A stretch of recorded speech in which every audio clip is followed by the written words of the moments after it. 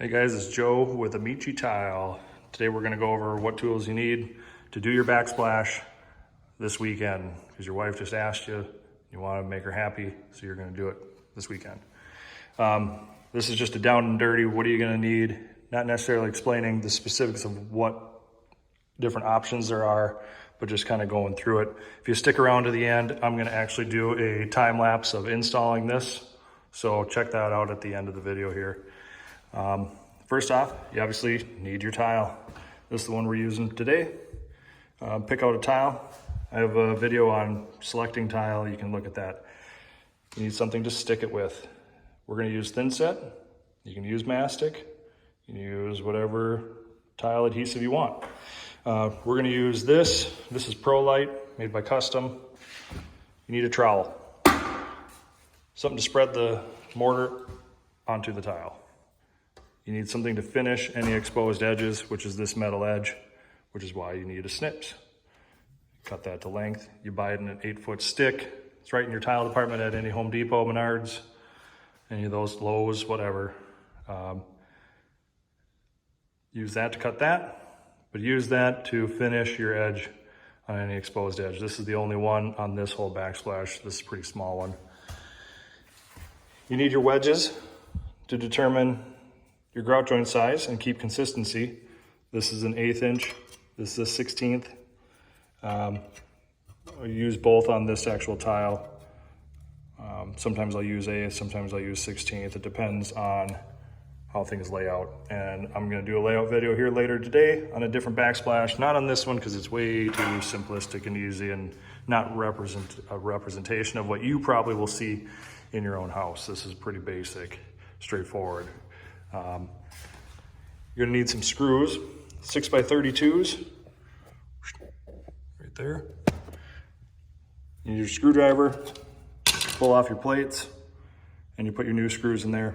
Watch my video on tips and tricks, show you how to do those and how to make those actually look professional and good. Razor blades are always great to have. Have a pail with some water and a sponge in it to do your cleanup.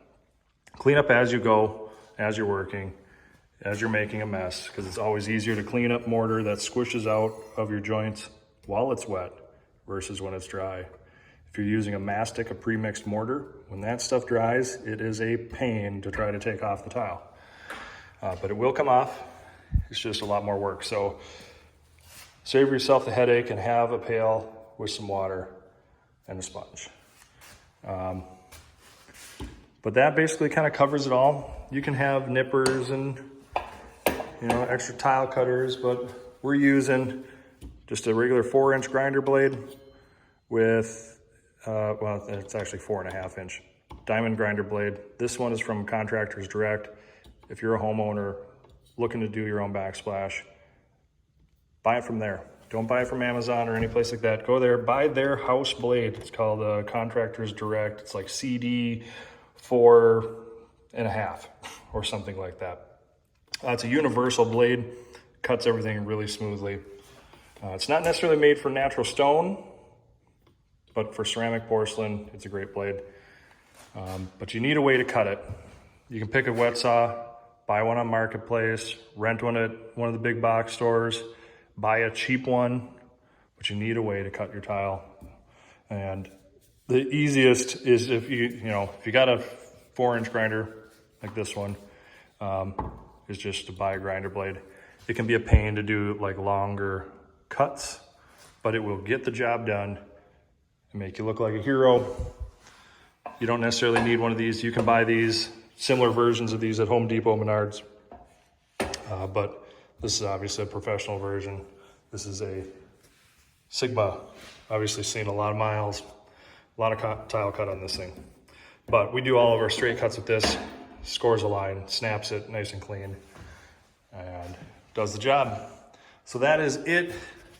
That's all you really need. You don't need a lot of tools, and you just need to kind of go after. So we're gonna do that right now and let you watch it happen.